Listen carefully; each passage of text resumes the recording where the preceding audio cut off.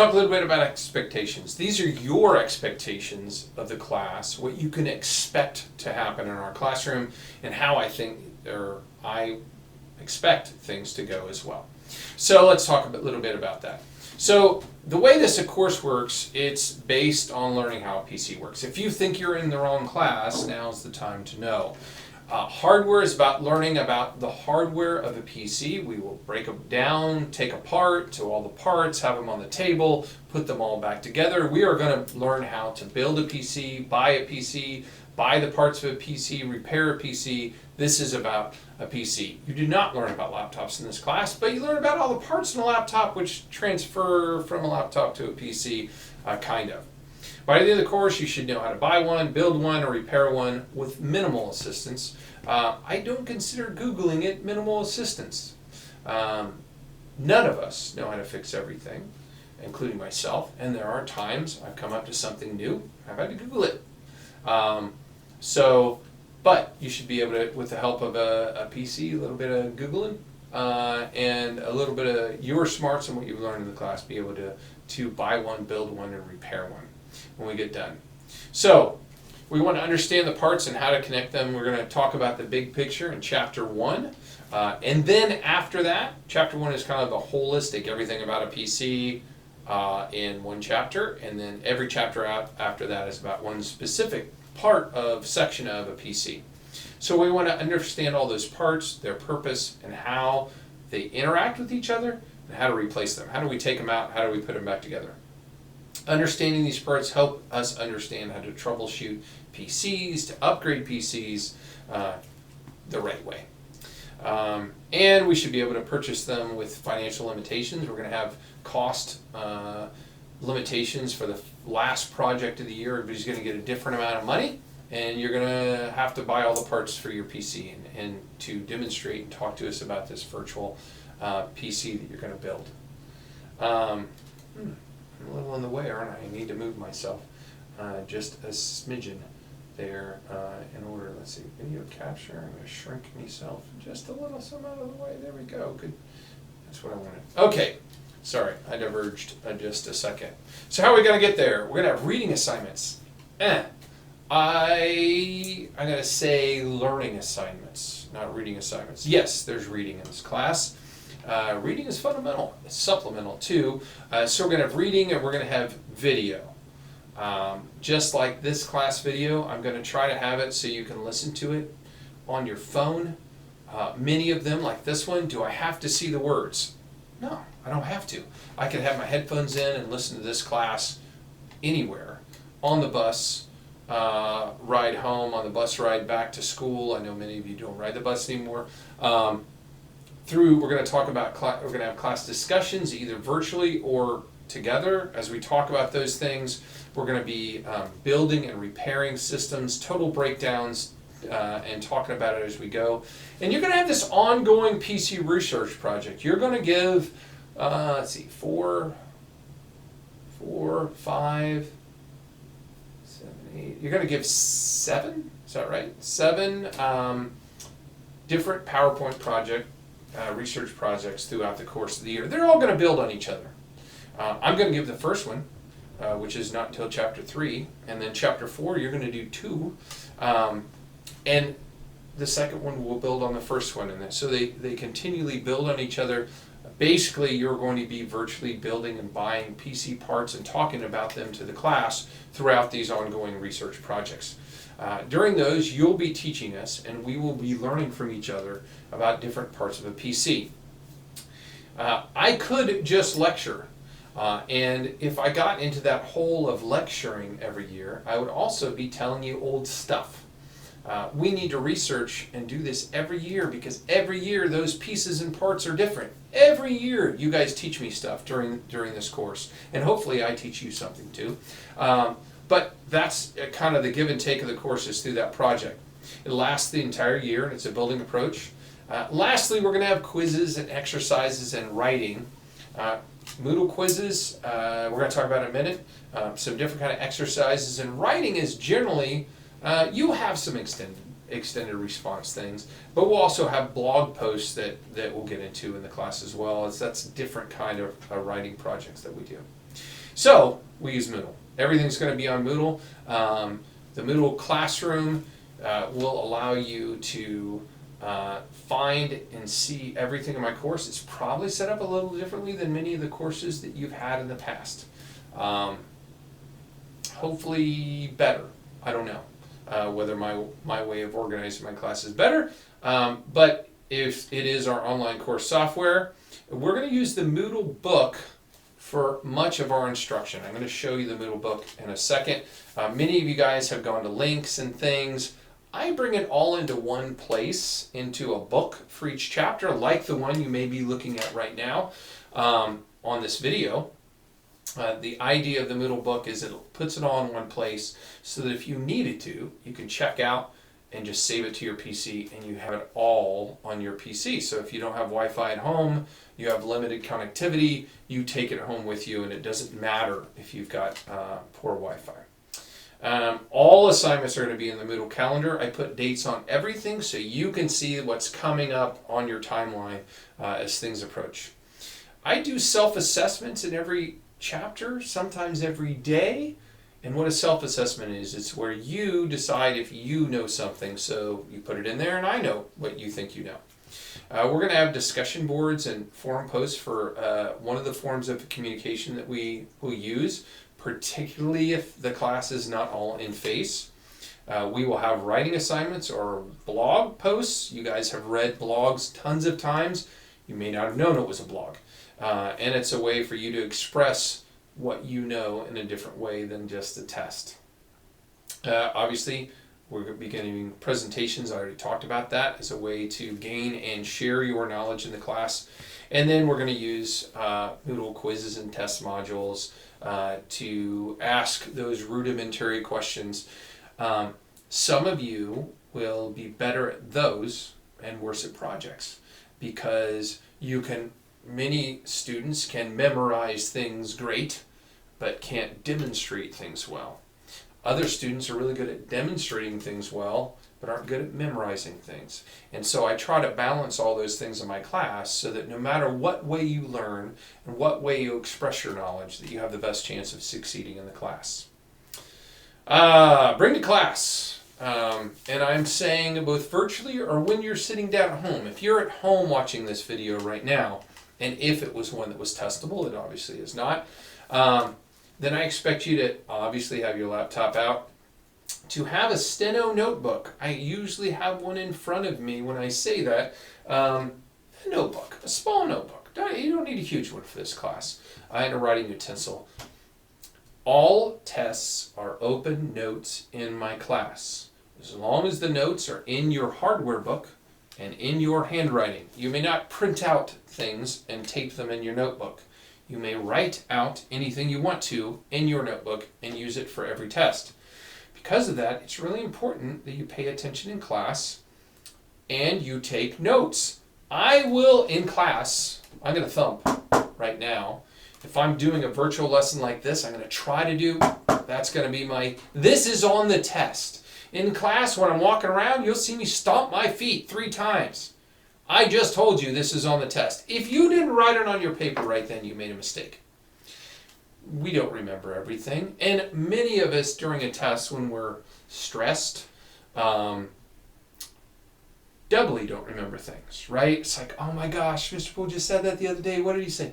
What did he say? It was 12 volts to a hard drive power supply. Or is that 3.3?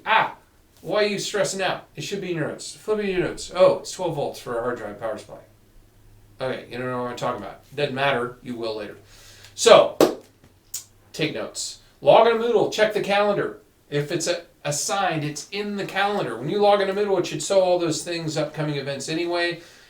Highlight it on your calendar. If you don't know, hover over it, click on it. Make sure you've read and reviewed the online instruction, like this. If you were there in class, you don't have to watch the video again. If you weren't there in class, I expect you to. I can't go over an 80-minute class. That's why I record them all and post them online. That's why these are done the way they are. And I'm spending my summer doing it so that you have the ability to review things at your pace when you want to fill in the gaps. And if you watched the video once and it didn't make sense, and you read the reading twice and it didn't make sense, then come in and see me, right? First time I read something, I don't understand it. I used to tell students 4 times. The first time I read something, it's in German. The second time, it's in Italian. The third time, it's in English, but not an English-speaking person. And the fourth time, it makes sense. You can't read technical things once and go, oh, I can't. I'm pretty smart. I have to read it multiple times. You have to read it multiple times. So read and view the online instruction and do those activities to make sure you demonstrate your knowledge. And many times you can't get to the next place without doing so. So what am I talking about? Here's a picture of our Moodle course, Chapter 1. There's an arrow to the self-assessment right here and an arrow to the book. I don't know why I put it here, but all the instruction, or most of the instruction, should be in that book. That's why it's called a book. And that book will have chapters, and it will have videos, it will have reading, all in that one place. Let me see, is the next picture of the book. Oh, and they're all based on the ICANS. So you can see the ICANS statement up here. There's a little link that lists the ICANS for Chapter 1. What are you expected to get out of this chapter? And then there's a self-assessment right below it. And by the way, if you haven't used this before, I'm going to use my mouse over here. Over here, these check boxes, those say you've done it. You have to have clicked on the ICANS and read them before this self-assessment will even show up for you on Moodle. It's just going to show the ICANN. That's all you're going to see when you come to Chapter 1. You only have one thing to do because there's only one thing to click on, and there will be no checkbox in that little thing. As soon as you read that, that's checked. It means you've accomplished it, and this will show up for you to do that self-assessment. And when you do the self-assessment, something else will show up. So my Moodle class is what's called gamified, and I'm going to talk about that in a minute.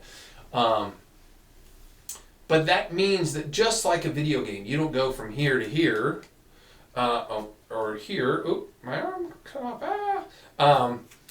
You make small logical steps. You do this, and this appears, and now I go do this, and this appears, and you do things one thing at a time, and that's how it's set up. Everything doesn't show up for you. If you don't see what the person next to you is seeing, it means you didn't do something. Maybe it's you didn't pass the quiz, and it says you must pass this quiz to continue on, and you can take it as many times as you want, but until that little checkbox shows up, you haven't passed it, accomplished what you needed to accomplish. So anyways, so that they're all based on the ICANS. Here's this book. It's Chapter 1. You're maybe in the intro book right now, watching this, I don't know. But you can see there's a table of contents over on the side, and I will say something like in the calendar, read Chapter 1, or Book 1, or Chapter 1 book, sections 1 through 3. So I expect you to do this one, this one, this one, and this one, because I said through 3. It'll be clear. But on there it has both reading and a video. I'm trying to make it so that those of you that learn by hearing have a chance to hear twice, if that's the way you learn. Those of you that learn by reading can just read. Those of you that have a problem reading can open up Read and Write for Google Chrome, let it read for you. And that's not, I'm not talking to IEP and 504 students. There's many people who do a better job hearing than looking. Other people are the opposite. So if you're the person who remembers because you heard it, then don't just read it. Read it well. Read and Write reads it to you too. You get it twice. Okay? It's one of the reasons I have it that way, to make it, if you haven't heard of UDL, Universal Design for Learning, it means allowing education to happen in a variety of different ways so that you, as the student learner, have the biggest ability to absorb the material, whether it's from seeing, hearing, reading, it's up to you. So those are all in the books. There may be activities linked inside the book, like take this quiz. When you're done reading this, take this short quiz. And something else in the class may not show up if you didn't take that quiz. So anyways, those are the kinds of things that show up. Quizzes cover reading to ensure you did the reading and are prepared for the test. Formative, usually you can retake them multiple times, and usually easy if you did the reading. If you take a formative assessment, if you take a quiz, which are worth very little points, they're for you, not for me. They're for you to say, I'm ready for the test. If you take the quiz and get a 0 on it, and I let you go on to take the test, what are you going to get on the test? Not a good grade. So I require you to get, depending on the quiz, 85 or 90% on the quiz before you can move on and even take the test. Yes, if you got a 0 and you looked it up, the answers, and the next time you get 100, did you learn? I think you did, because you looked up the answers, right? If you just took it 100 times just to keep guessing, it's not the point. The point is you go, oh, this is the kind of question he's going to ask. I didn't know that. Where was that covered at? I go and look it up and I write it in my notebook, and then I go take the quiz and I get 100 and I'm ready for the test. That's the idea there. Tests are always based on reading assignments, class activities, class notes, things we did in class. There should not be surprises. If you ever take a test, and every one of my tests has a question on there, is there anything on this test that was not covered? Please give me the full name of the question, and why you think wasn't covered, or wasn't appropriate, or it was confusing, or whatever. I can give you credit on that question if you were right. If you're like, hey, I did this question, it sounded like this, I thought it meant this, and I got it wrong. You may have just demonstrated the knowledge for that question for me to just give you 100 on that question, right? By the way you explained why you didn't understand the question. If you have a question that's not covered, and you tell me, and I don't think it's covered, you'll get the answer right anyway. I feel they're easy if you participate, did the reading, and took notes on the tests. They are not if you did not. You can't just go to a test and pass it in any class. And especially in this class where most of the material is new to many of you. Okay? As far as Moodle goes, I know that you've got different skill levels. Some of you are possibly new to National Trail in general, or just last year was your first year. Some of you have been here for years and been using Moodle since 5th grade. If you have a low competency, in other words, if you're confused by Moodle and how do I find stuff, you need to tell me. I assume a certain level of understanding on how to get around Moodle. And I can't know if you don't know how to use Moodle. You have to communicate with me and tell me, and then we'll sit down and I'll try to take extra time to explain things to you and how stuff works, okay? Okay, so last expectation. I expect you to learn how to learn in this class. This class is not regurgitation. This class is not, I tell you, you repeat. That's what regurgitation is. This class is about me giving you some skills, explaining things to you, and you taking that knowledge and applying it through the research that you do. You need to learn how to learn in this class, how to find the answers on your own through both independent and instructional learning. You have to develop your own ability to find answers. And if that's the biggest thing you get out of this class, that you know how to find the answer that you're looking for, then I won. Because that will serve you the rest of your life. I expect you to ask questions. If you don't ask me questions, I don't know where the hole is in your knowledge. Maybe you don't. I've had students that don't ask a question all year, and they did fine. They got hundreds or A's. And that's okay if you understand. It's just if you don't understand, the last thing I want is any student to fail. I expect you, that's not an expectation on this list, I need to add it, to check your email. I email out class stuff all the time. I email out, hey, your grade is this. You could be doing this to bring it up. You haven't retaken that quiz. Here's things that you can do to take it up. Okay? And I expect you to be able to apply these skills in the real world as your life moves forward, things that you'll be able to do. Like building a PC. Save you hundreds, if not thousands of dollars. And lastly, I really hope that you enjoy this class. If we're all online, it's not going to be as enjoyable. You're in this class to touch computers, I hope. I hope you're in this class to learn how to break them down, how to build them. and get a little bit of a different class than you have in many other rooms in the school. So I hope that's not the case. But hopefully you enjoy the class, hopefully you learn from it. That's my biggest and final expectation.